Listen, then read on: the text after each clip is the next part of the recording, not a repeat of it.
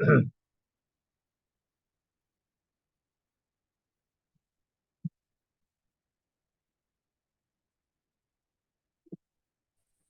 राधे रमेश जी। राधे राधे राधे। प्रारंभ करते हैं। सकल सुमंगल दायक रघुनायक गुणगान, सादर सुनहि ते तरहि पव सिंधु बिना जल जान। बार बार वर मांगहु हरषि दउ श्री रहे, पद सरोजन पायनी भगति सदा सत सई। जय Shri Ram.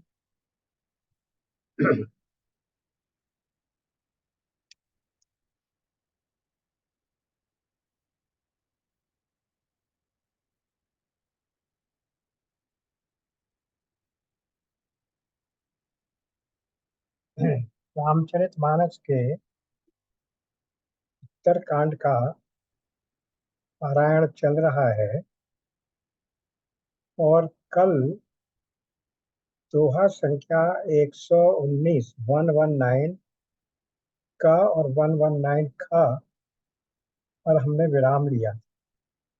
That is page 938। वहां से फिर देखते हैं। बारंबार सकोप मुनि करई निरूपण ज्ञान, मैं अपने मन बैठ तब करऊं विविध अनुमान। क्या था कि ये जो लोमश ऋषि हैं ये अद्वैतवादी हैं, और इनसे जब उसने कहा कि मुझे भगवान की भक्ति का वर्णन कीजिए, तो उन्होंने काकभुशुंडी जब पहले ब्राह्मण रूप में थे उस समय इन्हें अद्वैत वेदांत के सिद्धांत से समझाने का प्रयत्न किया, किंतु इनके मन में तो राम भक्ति भरी हुई थी, इसलिए इनको वो बात समझ में नहीं आ रही थी। तो इसलिए क्या कहा जा रहा है,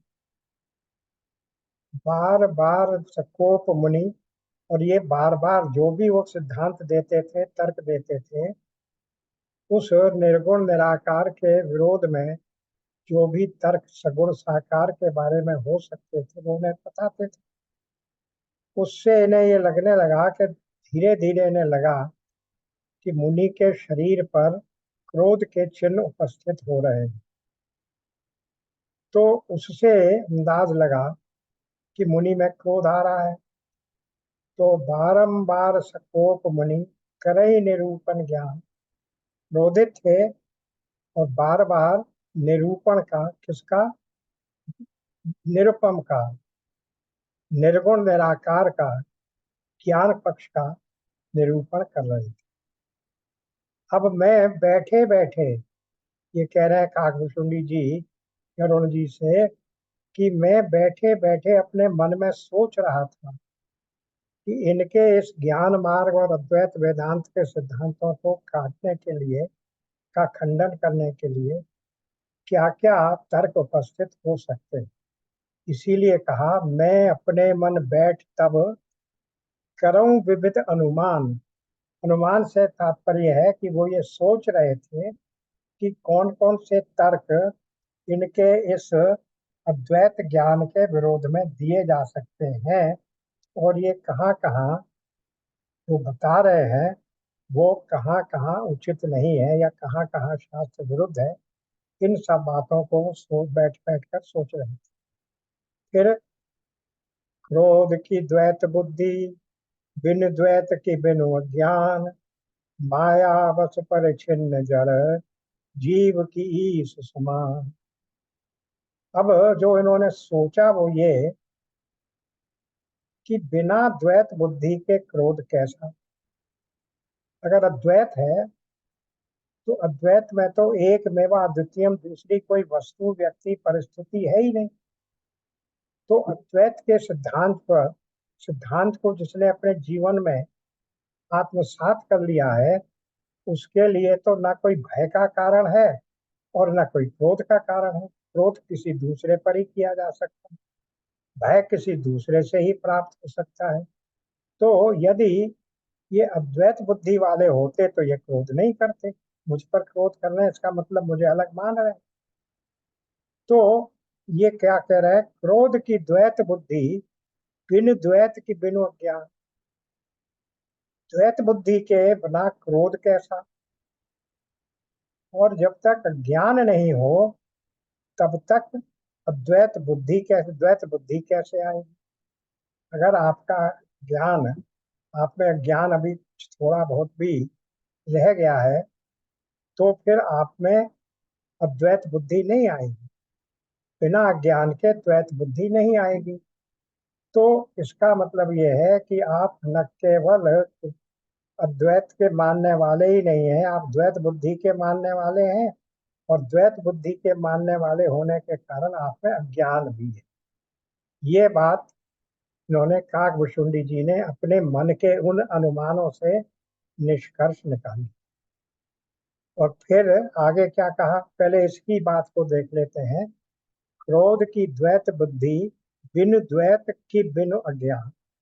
क्या बिना अज्ञान के ये द्वैत बुद्धि हो सकती है, और क्या बिना द्वैत बुद्धि के क्रोध हो सकता है। इसके बाद इसके विषय में क्या कहा गया विद्वानों ने कि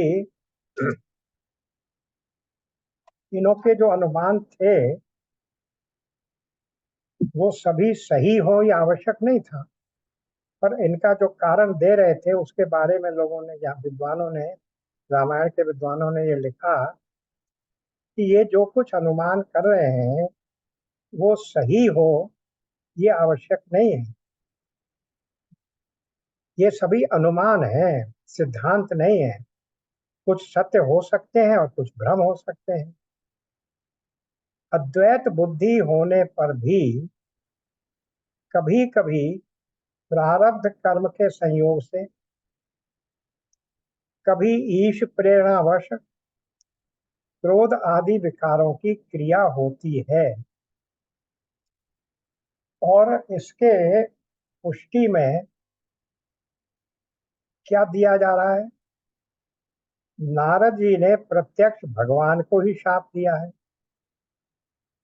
नारद तो महर्षि हैं, देवर्षि हैं, उनमें क्रोध क्यों होना चाहिए था, उन्होंने शाप दिया भगवान को। फिर श्रीमद् भागवत में एक प्रकरण आता है, वृत्रासुर, बहुत प्रसिद्ध प्रकरण है, इंद्र और वृत्रासुर का युद्ध होता है। तो वृत्रासुर भी प्रारंभ में बड़े ब्रह्मनिष्ठ थे, और उन्होंने भगवान का सानिध्य प्राप्त किया था, पर किसी कारण जब उन्हें अहंकार हो गया अपने ज्ञान का, तो पार्वती जी ने उनको शाप दे दिया कि जा तू दैत्य हो। इसलिए वो दैत्य हो गए थे। लेकिन दैत्य होने के बाद भी उनमें जो पूर्व जन्म के संस्कार थे, ब्रह्म की, भगवान की भक्ति के, वो संस्कार बने रहे। इसलिए जब इंद्र वज्र के द्वारा उन पर आक्रमण करता है तब वो इंद्र से कहते हैं कि अभी तुम 2 मिनट के लिए रुक जाओ, मैं पहले अपने भगवान का स्मरण कर लूं, उसके बाद तुम मुझे पर वज्र से आघात कर। ऐसा दैत्य होते हुए भी उनका ये जीवन ऐसा जिसमें भगवान की स्मृति नहीं भूली। वो कह रहे थे कि कभी कभी शरीर में ऐसा होता है, प्रत्यक्ष रूप से दिखता है कि उसमें दैत्य के लक्षण हैं, लेकिन संस्कारवश वो व्यक्ति फिर भी ब्रह्म के लक्षणों से ही भरा हुआ होता है। तो इसी प्रकार तीसरा उदाहरण भी दिया गया, सहस्त्रार्जुन। ये किरात वीर सहस्त्रार्जुन कहलाता है, रामचरितमानस में भी इसकी कथा है कि ये जब एक बार रावण कहीं विहार करने को गया था नदी के किनारे, तो सहस्त्रार्जुन आ गए अब रावण क्या थे? रावण तो केवल 20 बाहु वाले थे और ये सहस्त्र बाहु वाले थे। तो ये जाकर उस नदी में लेट गए तो उनकी सहस्त्र बाहुओं ने पानी का प्रवाह आगे को रोक दिया। रावण जहां विहार कर रहा था वहां नदी में पानी नहीं जा रहा। उसे बड़ा क्रोध हुआ। अरे, मैं रावण, मेरे आने वाले जल को किसने रोक दिया? जब वो वहां पहुंचा तो वहां देखा कि सहस्त्रार्जुन, उनका नाम था, सहस्त्र बाहुओं वाले किरात वीर, उन्होंने उसको बांध कर वो बना लिया, बंदी बना लिया। फिर ब्रह्मा जी से प्रार्थना की रावण ने, तब ब्रह्मा जी के हस्तक्षेप से सहस्त्रार्जुन ने उनको छुड़ाया। लेकिन सहस्त्रार्जुन भी कैसे व्यक्ति थे? दैत्य होते हुए भी भगवान दत्तात्रेय के शिष्य थे, ब्रह्मनिष्ठ थे।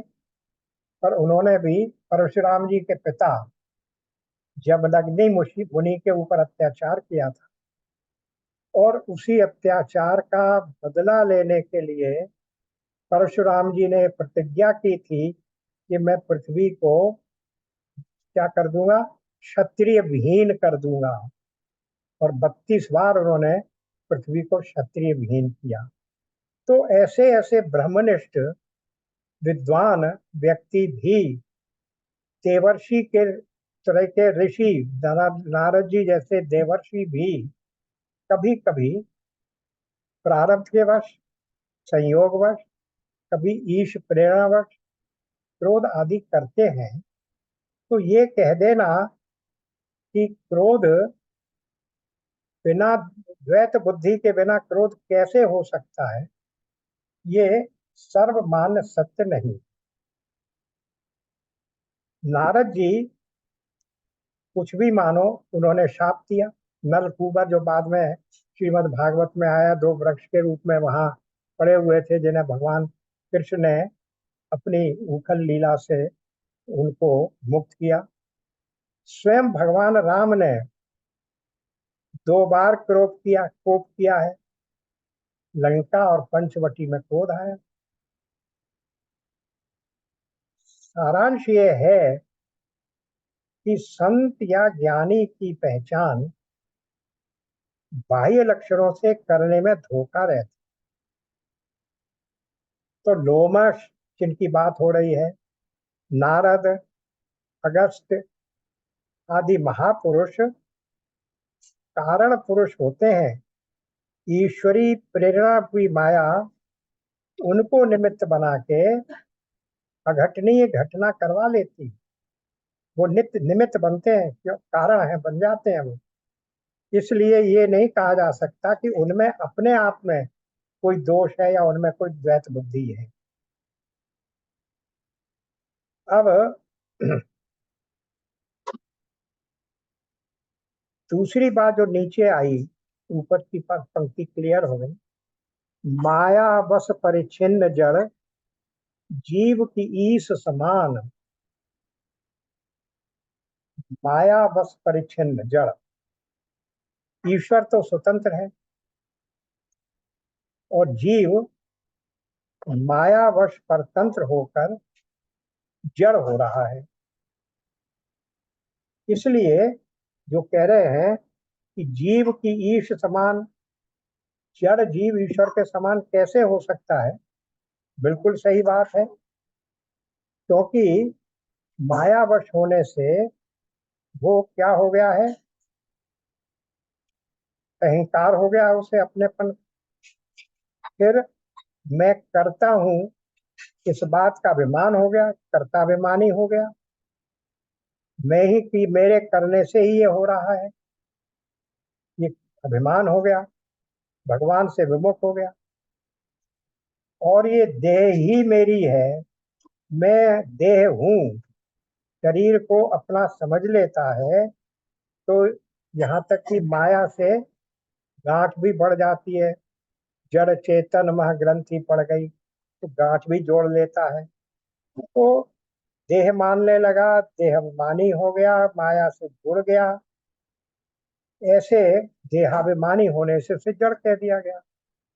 तो माया बस परिच्छिन्न, परिच्छिन्न कहते हैं कटा फटा, विभाजित हुआ, परिमित, सीमित, उस सबको परिच्छिन्न शब्द से कहा जाता है। तो माया वर्ष परिच्छिन्न जड़, माया के होने से क्या क्या हो गया, वो जड़ भी हो गया, परिच्छिन्न भी हो गया, अपने आप को देह समझने लगा, अपने आप को कर्ता भोक्ता समझने लगा, और अपने आप को अहंकारी, मैं करता हूँ, कर्म करने का अहंकार भी होने लगा। तो ये इसलिए वो जड़ की उसे उपाधि दे दी गई यहाँ इस स्वामी जी ने, मायावश जड़ जीव। पर यहाँ इस चौपाई में अद्वैत सिद्धांत की बात नहीं कही जा रही, यहाँ बात कही जा रही है विशिष्टाद्वैत की। ये भी एक सिद्धांत हमारे 6 शास्त्रों में जो मान्य है उनमें एक सिद्धांत है। उसमें क्या है, हम जो अभी तक पढ़ रहे हैं शंकराचार्य जी के द्वारा अनुमोदित प्रचारित अद्वैत वेदांत, उसमें केवल एक ब्रह्म की ही सत्ता है, बाकी कोई भी ना माया है ना जीव। वो माया और जीव उपाधियां हैं, लेकिन वो वास्तविक में उनकी सत्ता नहीं। लेकिन विशिष्टाद्वैत सिद्धांत में ब्रह्म के अतिरिक्त और क्यों सत्ता नहीं है, देखिए 9वें अध्याय में कह दिया कि ये जो माया है ये मेरी अध्यक्षता में इस प्रकृति का सृजन करती है। मया अध्यक्षेण प्रकृति सूयते चराचरम। फिर 9वें में भी कहा, सॉरी 7वें में भी कहा, मम माया दुरत्या दैवी ऐसा गुणमयी मम माया दुरत्या, ये माया मेरी है। तो इस अद्वैत सिद्धांत में माया को भगवान की दासी बताया गया, भगवान के पराधीन है, उनकी एक शक्ति है जो कि उनके, जिसका लाभ उठाकर भगवान अपने आप को इस पूरे जगत के रूप में अभिव्यक्त करते हैं, जो कि 7.4 और 7.5 में बताया गया। तो लेकिन ये जो विशिष्टाद्वैत सिद्धांत, इसमें ब्रह्म, जीव और माया तीनों ही की अलग अलग सत्ता है। इसलिए वो कह रहे हैं कि ये माया के वश हो गया, परिच्छिन्न हो गया, माया के वश हो जाने वाला है। तो ये जो है, ये वहां पर विशिष्टाद्वैत सिद्धांत के अनुसार तीनों की परिस्थिति, ईश्वर, जीव और माया, अलग अलग स्थिति, उनकी स्वतंत्र सत्ता। अद्वैत सिद्धांत में केवल एक ब्रह्म की सत्ता है, ईश्वर और जीव क्या है, उपाधियां हैं। और कैसे उपाधि हैं, मायोपाधिक ब्रह्म ईश्वर है और अविद्योपाधिक ब्रह्म जीव है। माया के द्वारा, माया के अध्यास से वो ब्रह्म ईश्वर हो जाता है, और फिर ईश्वर ही सगुण निराकार के रूप में सारे संसार की रचना करता है। और अविद्या के कारण वही ब्रह्म अपने को जीव समझने लगता है। व्यष्टि रूप में वही जीव है, समष्टि रूप में वही ईश्वर है, और इसलिए जीव और ईश्वर में कोई अंतर नहीं है। उपाधियों के मिट जाने के बाद, हट जाने के बाद दोनों शुद्ध ब्रह्म स्वरूप ही हो जाते। तो ये बातें सब वहां बताई गई हैं। और ये जो आगे कहा ना, जीव की ईश समान, जीव ईश्वर के समान कैसे हो सकता है, ये बात तो बिल्कुल सही है और बार बार यहाँ भी आया चुका है। जैसे यहाँ कहा गया है, माया बस से जीव सचराचर, माया बस से जीव अभिमानी, स्वरबस जीव स्वबस भगवंता 78 श्लोक में आ चुका है। तो इसी प्रकार से कई जगह आया है, प्रकृति पार प्रभु सब उर्वासी, माया मोह पार सीमा, माया खलु नर्तकी बिचारी। ये इसी अध्याय के अभी आएगा 116वें दोहे में।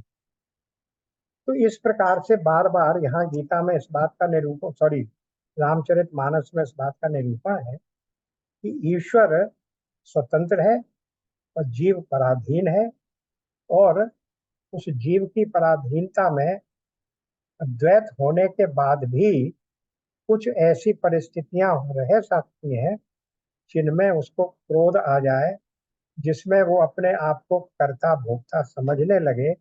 लेकिन इससे ये निर्णय नहीं निकाला जा सकता कि उस व्यक्ति में अज्ञान के कारण द्वैत भाव आ जाए। ये कहने का यहाँ इस चौपाई का तात्पर्य। अब आगे बढ़ते हैं।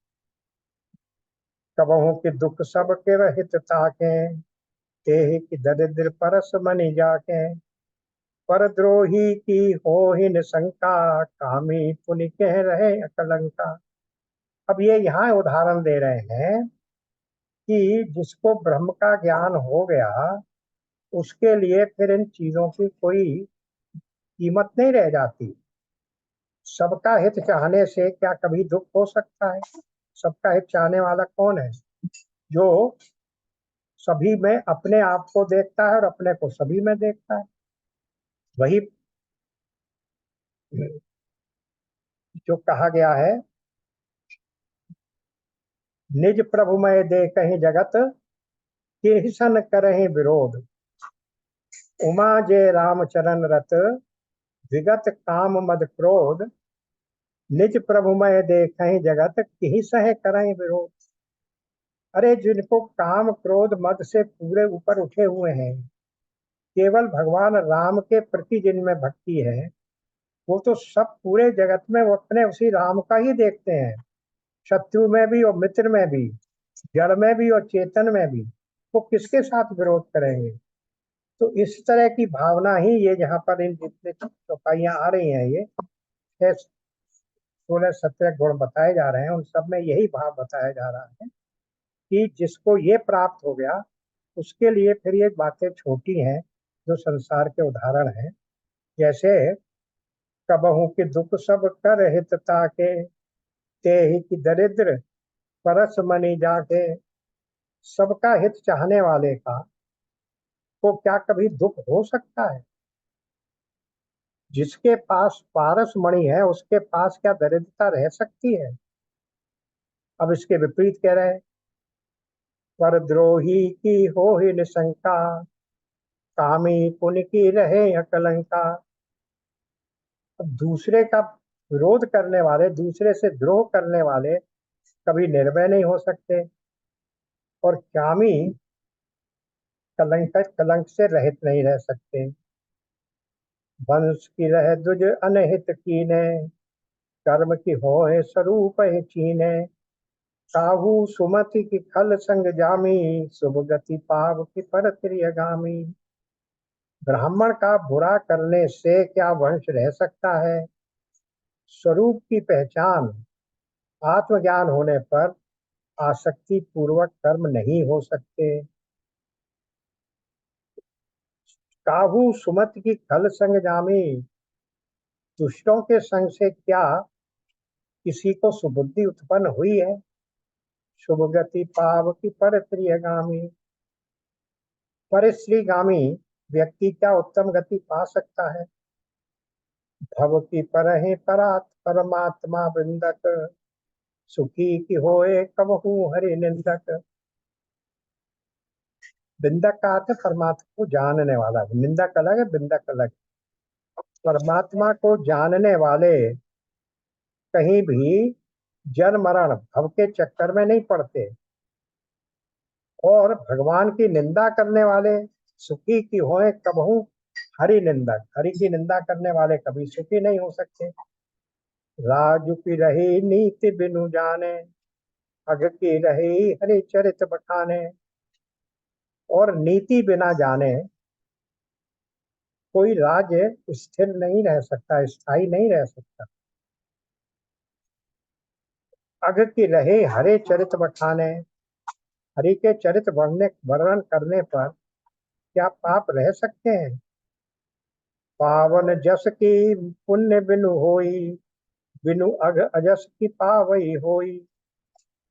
बिना पुण्य के क्या पवित्र यश प्राप्त हो सकता है? बिना पाप के भी क्या कोई अपयश पा सकता है? लाभ की किछु हरि भगति समाना, जेह गावहि श्रुति संत पुराना। जिसकी महिमा वेद संत पुराण गाते हैं, उस हरि भक्ति के समान क्या कोई दूसरा लाभ भी है? हानि की जग है सम किछु भाई, भजिए न राम ही नर तनु पाई। अघ की प्रसन्नता सम कछु आना, धर्म की दया सरिस हरि जाना। हे भाई, जगत में क्या इसके समान कोई दूसरी भी हानि है कि मनुष्य का शरीर पाकर भी श्री राम जी का भजन न किया जाए? फिर नीचे आया, अघ की प्रसन्नता सम कछुआना। ये प्रसन्नता शब्द कहाँ से बना? पैशुन से। गीता में हमने देखा, अपैशुन एक गुण है, यानी दूसरे की चुगली नहीं करना, वो अपैशुन हो गया। पैशुन हो गया, जिसको यहाँ प्रसन्नता लिखा, दूसरे के दोष न होने पर भी उसके बारे में झूठी बातें बनाकर उसकी चुगली करना। तो चुगलखोरी के समान क्या कोई दूसरा पाप है? और धर्म की दया सरिस हरि जाना। हे हरि के वाहन, हरि के यान, हरि के वाहन यानी गरुड़ जी, धर्म के अतिरिक्त, इससे बड़ा धर्म से अतिरिक्त दया से बड़ा धर्म कौन है? क्या कहा गया है? धर्म सरिस नहीं, दया दया सरिस धर्म नहीं भाई, और अ, पाप सम, दया श्रम धर्म नहीं भाई, परम अघन साई। ये क्रूरता से बड़ा पाप नहीं है, दया से धर्म बड़ा नहीं है। दया सरहित, हाँ क्या है? पर पीड़ा सम, दया पर हित सरिस धर्म न भाई, पर पीड़ा सम अधम न आई। पर दूसरे को पीड़ा देने से बड़ा अधर्म नहीं है, और दया करके दूसरों को के ऊपर दया करने से बड़ा धर्म नहीं है। तो ये कह दिया, दया धर्म की दया सरिस हरि जाना। यही विधि अमिति जुगति मन गुनऊ, मुनि उपदेश न सादर सुनऊ। पुनि पुनि सगुन पक्ष में रोपा, तब पुनि बोले वचन सकोपा। अब ये इतने प्रकार के अपने मन में तर्क, अपने मन में अनुमान लगा रहे हैं कि ऐसा है ऐसा है, ये क्यों बोले चले जा रहे हैं, ऐसा नहीं हो सकता। जो भी कुछ भक्ति मार्ग में बताया जा रहा है, सगुण साकार की उपासना के जो पक्ष है, उन्हें ये अपने मन में ले रहा है। और वो जो गुरु जी लोमश ऋषि निर्गुण निराकार की उपासना के बारे में समझा रहे हैं, उसको ये सुन नहीं रहा है। मैं अनगिनत युक्तियां मन में विचारता था और आदर के साथ मुनि का उपदेश नहीं सुनता था। पुनि पुनि सगुन पक्ष में रोका, तब मुनि बोले वचन सकोका। बार बार मैं अपने सगुण रूप के पक्ष का वहां पर उनके सामने प्रतिपादन करता था, सगुण का पक्ष स्थापित किया। तब मुनि क्रोध युक्त वचन बोले, तब मुनि क्रोध युक्त वचन बोले।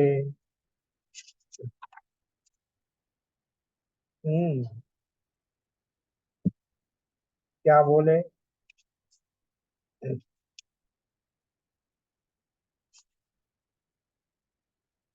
बोले ही वचन सकोपा, कठोर वचन बोले।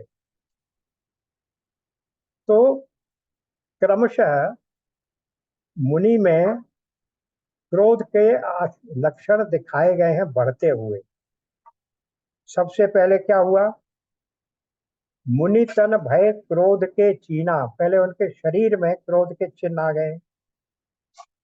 फिर बोलना बताया। फिर क्या कहा? बारंबार सब सकोप मुनि करहे निरूपण ज्ञान, ये सेकंड स्टेज आई थी। और अब कठोर वचन कह डाला जो क्रोध का पूर्ण वर्ग है, बोले ही वचन सकोपा। इस प्रकार से क्रमशः क्रोध की तीनों स्थितियां, पहले तन से, फिर मन से, और फिर वचन से, वाणी से, ये वचन इस प्रकार से उन्होंने क्रोध दिखा दिया। और अब क्या बोले? मूढ़ परम सिख देहु न मानस, उत्तर प्रति उत्तर बहु आनसी, सत्य वचन विश्वास न करही, बायस इव सब ही ते डरही। अरे मूढ़, मैं तुझे सर्वोत्तम शिक्षा देता हूँ तो भी तू उसे नहीं मानता, और बहुत से उत्तर प्रत्युत्तर लाकर रख रहा है। सत्य वचन विश्वास न करही, मेरे सत्य वचन पर विश्वास नहीं कर। कौए की भांति सभी से डरता है, जो मैं बता रहा हूं उनसे डर रहा है, अपनी बात कर रहा है। सठ स्वपक्ष तब हृदय विशाला, सपदि होए पक्षी चंडाला, लीन श्राप में शीश चढ़ाई, नहीं कछु भय न दीनता आई। इसलिए उन्होंने क्या कहा? तेरे हृदय में अपने पक्ष का बड़ा भारी हट है, अतः तू पक्षी बन जा। पक्षी में भी तो दो पक्षी होते हैं, उसको भी पक्षी ही कहते हैं। तो तुझे अपने पक्ष का बड़ा भारी हट है, तो तू शीघ्र चंडाल पक्षी यानी कौआ बन जा। दीन श्राप में शीश चढ़ाई, नहीं कछु भय न दीनता आई। मैंने उनके श्राप को तुरंत स्वीकार कर लिया, सिर माथे लगा लिया। ना मुझे कोई भय हुआ, ना मुझे किसी विशेष प्रकार की दीनता यानी ग्लानि या कष्ट या दुख हुआ। क्यों नहीं हुआ? इसको तो पहले ही शिव जी के द्वारा वर मिला हुआ है। उस वर के आधार पर, उस या शिव जी के श्राप के आधार पर कहिए, इसने तो जने कितनी योनियां देख ली हैं। सर्प की देख ली, अजगर की देख ली, और किस किस की देख ली। तो ये तो कौए की योनि है। तो इसलिए उसको किसी भी योनि के प्राप्त होने न होने से इसके ऊपर कोई प्रभाव नहीं पड़ा। इसने कहा मैंने तो 1000 वर्षों में 1000 योनियां देख ली, लाखों योनियां देख ली। अब आप जो भी योनि दे दें उससे कोई अंतर नहीं पड़ता। हंस की योनि दे दें तो एक ही बात है, और कौए की दे दें तो भी कोई बात है। इसलिए मैंने शहर शो कर लिया। दूसरी बात जो उसे मिली थी, राम भगति तुझे हमेशा रहेगी, ज्ञान तेरा कभी अप्रत्यत नहीं होगा, तेरी गति में कभी कोई व्यवधान नहीं आएगा। वो सब चीजें तो पड़ी भगवान शिव के आशीर्वाद से, उनके वरदान से मिली हुई हैं। इसलिए मुझे ना भय हुआ ना दीनता आई। मैं तो भगवान शिव के वरदान से पूरी तौर से सुरक्षित हूँ। मेरे मन में किसी प्रकार का भय है नहीं। योनि से मुझे डर नहीं लगता। अनगिनत योनियां मैं भुगत चुका, और मेरा ज्ञान अप्रतिहत है, गति अप्रतिहत है। राम की भक्ति, अनंत भक्ति मुझे दी हुई है, तो मैं किस लिए डरूं? इसलिए उसने बिना किसी चिंता के, बिना किसी भय के, बिना किसी घबराहट और दीनता के जो शाप मुनि ने दिया, वो सहर्ष सिर माथे लगाकर स्वीकार कर लिया। शाप में शीश चढ़ाई, तुरंत भयऊ में काग तब, पुन मुनि पद सिरुनाय, सुमरि राम रघुवंश मणि, हर्षित चले उड़ाय। तब मैं तुरंत ही कौआ हो गया।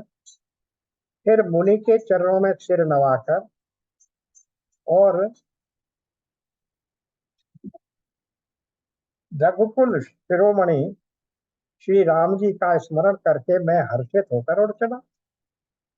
उमा जय राम चरण रत, विगत काम मद क्रोध, निज प्रभु मैं देखहि जगत, केहू सन करहि किरो विरोध।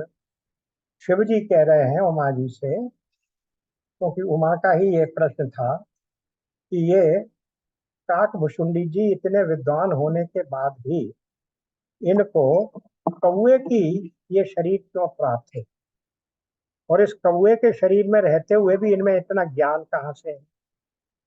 ये दोनों बातों का प्रश्न था, तो उसी का उत्तर शिव जी दे रहे थे। इतनी पूरी कथा जो सुनाई गई, इसी की भूमिका बनाई जा रही थी कि इनको कौए का शरीर कैसे प्राप्त हुआ।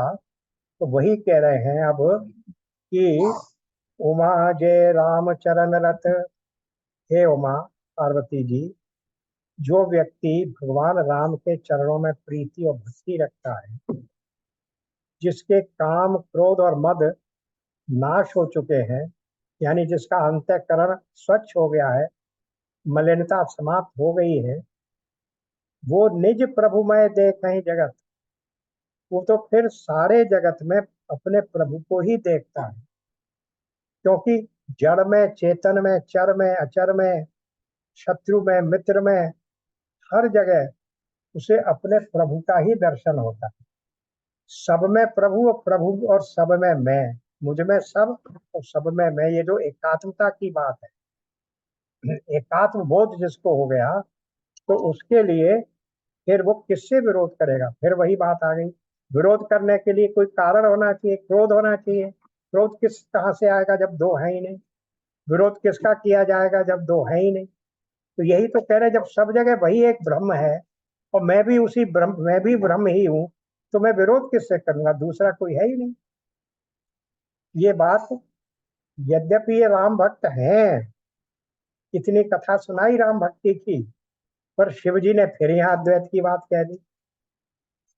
शिव जी ने जो नीचे की पंक्ति कही वो क्या कह दिया कि उस एक के अतिरिक्त कोई दूसरा है ही नहीं, किससे विरोध करेगा। तो बात तो वहीं आ गई ना, जिसको वो सुनने को तैयार नहीं हो रहे थे। काकभुशुंडी जी सगुण साकार में फंसे हुए थे। सुनि खगेश नहीं कछु ऋषि दूषण, उर प्रेरक रघुवंश विभूषण, कृपा सिंधु मुनि मनि करे भोरी, कृपा सिंधु मुनि मति कर भोरी, लीनी प्रेम परीक्षा मोरी। काकभुशुंडी जी ने कहा, हे पक्षीराज गरुड़ जी सुनिए, इसमें ऋषि का कोई दोष नहीं है। पुर प्रेरक रघुवंश विभूषण, अपने हृदय को प्रेरणा देने वाले जो रघुवंश विभूषण भगवान हैं, वही सबके हृदयों में प्रेरणा करने वाले हैं। कृपा सागर प्रभु ने मुनि की बुद्धि को मोहूली करके मेरे प्रेम की परीक्षा ली। देखिए यही बात अभी है, पहले भी वहां ये कह चुके हैं कि मेरी, उनकी गलती नहीं है, मेरी गलती है। मैं हर्ष सहित इस आश्रम में आया। अब इसके बाद सॉरी, हाँ, मन बच क्रम मोहि निज जन जाना, मुनि मति पुनि फेरी भगवाना, ऋषि मम महत्शीलता देखी, राम चरण विश्वास की। मन वचन और कर्म से जब प्रभु ने मुझे अपना दास जान लिया, तब भगवान ने मुनि की बुद्धि फिर पलट दी। उर प्रेरक रघुवंश विभूषण, उर प्रेरक रघुवंश विभूषण फिर बदल दिया। ऋषि मम महत्शीलता देखी, राम चरण विश्वास विसेकी। ऋषि ने जब मेरी महान पुरुषों का सा स्वभाव, धैर्य, क्रोध, विनय आदि और श्री राम जी के चरणों में विशेष विश्वास देखा, अति विस्मय पुनि पुनि पछताई, सादर मुनि मोहि लीन बुलाई, मम पर तोष विविध विधि कीना, हर्षित राम मंत्र तब दीना। तब मुनि ने बहुत दुख के साथ बार बार पछताकर मुझे आदर पूर्वक बुला लिया। उन्होंने अनेकों प्रकार से मेरा संतोष किया और तब हर्षित होकर स्वयं मुझे राम मंत्र दे दिया। क्यों? उर प्रेरक रघुवंश विभूषण। उन्होंने तो प्रेरणा कर दी कि अब इस बच्चे पर आप कृपा करो, इसको भी राम मंत्र दे दो। तो अब जो इतने कठोर हो रहे थे ज्ञान देने में, और वो जब उनसे तर्क कर रहा था, तब उन्होंने क्रोधित होकर उसे शाप दे दिया, और अब वही राम मंत्र दे रहे हैं भक्ति का। इस प्रकार सुंदर सुखद बालक रूप राम कर ध्याना, कहेऊ मोहे मुनि कृपा निधाना। और उन्होंने क्या कहा मुनि ने राम मंत्र देकर, कि तुम बाल रूप में भगवान राम का ध्यान करना। सुंदर सुखद मोहि अति भावा, सो प्रथमहि मैं तुम्हें सुनावा। सुंदर और सुख देने वाली ये वार्ता मुझे बहुत ही अच्छा लगा। वह ध्यान मैं आपको पहले ही सुना चुका। कौन सा? जो बाल रूप में ये लीला कर रहे थे, वो तो शुरू में ही सुना दी थी। तो बाल रूप में लीला करने ये कैसे पहुंचे थे? जब यहाँ कौए का की योनि शरीर मिल गया, मुनि ने उनको वर मंत्र दे दिया, और ये कह दिया कि तुम बाल रूप में भगवान राम की लीला कर देखना, उनका भक्ति करना। तब ये उड़ के वहां पहुंचे, और वहां बालक राम के साथ जो कुछ लीलाएं की थी, वो इन्होंने ध्यान करके अभी पहले ही प्रारंभ में ही वरुण जी को सुना दी थी। मुनि मोहि कछुक काल तह राखा, रामचरित मानस तब भाखा। सादर मोहि ये कथा सुनाई, मुनि बोले मुनि गिरा सुहाई। मुनि ने कुछ समय तक मुझको वहां अपने पास रखा। तब उन्होंने रामचरित मानस वर्णन किया। आदर पूर्वक मुझे ये कथा सुनाकर फिर मुनि मुझसे सुंदर वाणी बोले। अब देखिए, फिर वापस चलते हैं। ये राम कथा कहाँ कहाँ हो रही है? 3 घाटों पर हो रही है। सबसे पहली घाट है ये काकभुशुंडी जी, क्योंकि लोमस ऋषि ने राम कथा सुनाई। और लोमस ऋषि को किसने सुनाई? शिव जी ने। क्योंकि बिल्कुल प्रारंभ में हम देख चुके कि ये राम कथा बनाई किसने?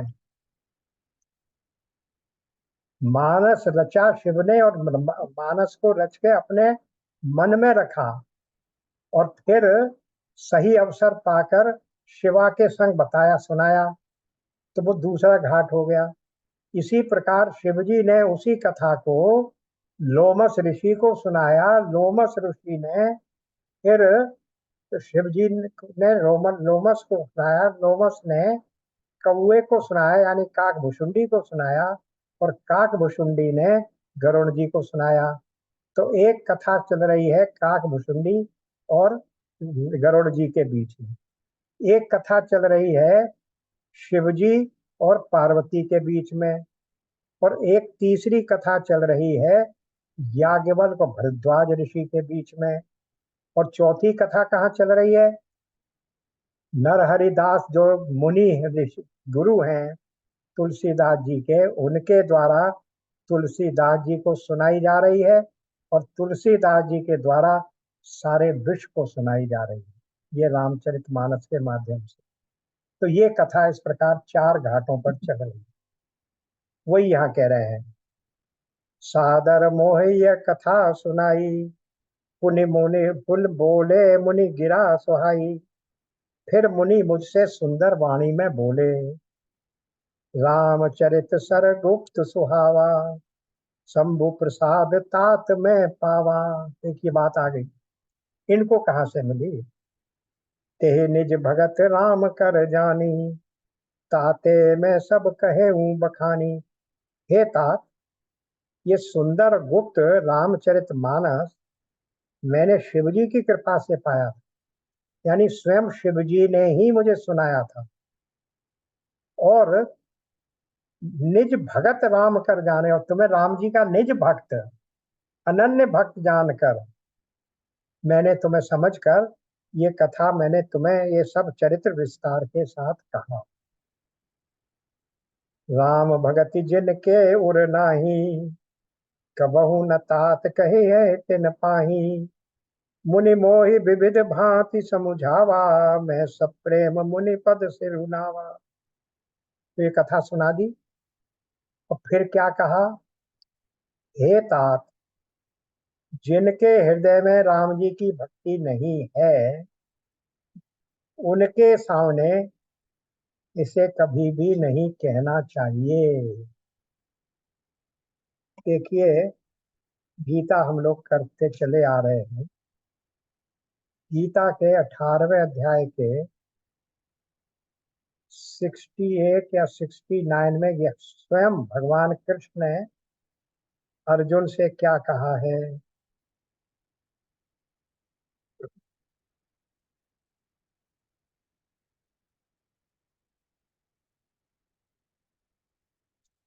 हम्म देखिए 67, इदम ते ना तपस्काय ना भक्ताय कदाचन, न च अशुश्रूयवे वाच्यम न च माम यो अभिसयति। तुझे ये गीता रूप रहस्यमय उपदेश किसी भी काल में न तो तप रहित मनुष्य से कहना चाहिए, न भक्ति रहित से, और न बिना सुनने की इच्छा वाले से ही कहना चाहिए। तथा जो मुझ में दोष दृष्टि रखता है, उससे तो कभी भी नहीं कहना चाहिए। यानी हमारे शास्त्रों में ये मर्यादा है कि हम अपने धर्म का प्रचार जबरदस्ती नहीं करना चाहते। जिसकी हमारे धर्म में, हमारे शास्त्र में सुनने में श्रद्धा नहीं है, उसको आप बलात् जबरदस्ती हमारा ये उपदेश मत सुनाइए, क्योंकि वो उपदेश अनिच्छा पूर्वक जोर जबरदस्ती सुनेगा तो उसको आत्मसात तो करेगा नहीं, उसका अपभ्रंश करके उसका दुरुपयोग अवश्य करेगा। इसलिए उपदेश की पवित्रता और शुचिता बनाए रखने के लिए हर ग्रंथ में ये कहा गया है कि जिसको इस शास्त्र को सुनने की इच्छा न हो, उसे न सुनाया जाए। तो ये रामचरितमानस में भी आ गया, गीता में हमने देख ही लिया, वहां भी यही कहा। यहाँ भी देखिए कितने स्ट्रिक्टली कहा है, राम भक्ति जिनके उर नाही, कबहु न तात कही है तिन पाही। जिनके हृदय में राम जी की भक्ति नहीं है, उनके सामने इसे कभी भी नहीं कहना चाहिए। मुनि मोहि विविध भांति समुझावा, मैं सब प्रेम मुनि पद सिर नावा। मुनि ने मुझे बहुत प्रकार से समझाया, तब मैंने प्रेम के साथ मुनि के चरणों में सिर नवाया। निज कर कमल परसि मम सीसा, हर्षित आशीष दीन मुनीसा।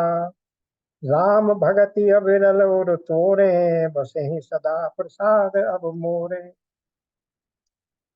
मुनीश्वर ने अपने कर कमलों से मेरा सिर स्पर्श करके हर्षित होकर आशीर्वाद दिया कि अब मेरी कृपा से तेरे हृदय में सदा प्रगाढ़ राम भक्ति बरसेगी। अभी तक वो राम भक्ति का पक्ष ले रहा था तो उसके ऊपर क्रोधित हो रहे थे, अब स्वयं वरदान दे रहे हैं, मेरी कृपा से तेरे हृदय में सदा प्रगाढ़ राम भक्ति बरसेगी। क्यों?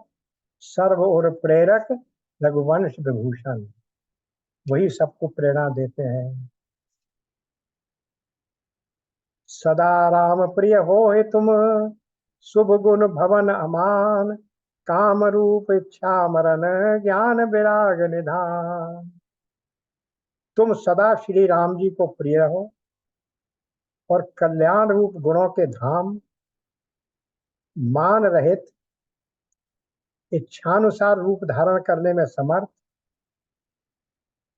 इच्छा मृत्यु, शरीर छोड़ने की इच्छा होने पर ही मृत्यु हो, बिना इच्छा के मृत्यु न हो, एवं ज्ञान और वैराग्य के भंडार बन जाओ। इतने वरदान और दे दिए, जो कि और पहले से ही इसके पास शिव जी के दिए हुए वरदान हैं। यही सब वरदान तो उस पर भी है। अप्रतिहत गति, निरंतर भक्ति, राम भक्ति, ज्ञान तेरा कभी इतनी योनियों में तू जाएगा, तेरा ज्ञान कभी भ्रमित नहीं होगा, नष्ट नहीं होगा। तो ये सब बातें और फिर इनको मिल गई। तो ये सब क्या है? राम भक्ति का फल है। शिव जी भी देते हैं, भगवान भी देते हैं, गुरु भी देते हैं, मुनि भी देते हैं ऐसे वरदान। जे आश्रम तुम बसव पुन सुमिरत श्री भगवंत, व्यापी तहन विद्या जो जन एक जक्र जन। इतना ही नहीं, क्या कहा गया? श्री भगवान को स्मरण करते हुए तुम जिस भी आश्रम में निवास करोगे, वहां एक योजन होता है 4 कोस का, और एक कोस होता है 2 मील का, यानी एक योजन हो गया 8 माइल। तो वहां 8 माइल तक अविद्या यानी माया मोह नहीं व्यापेगी।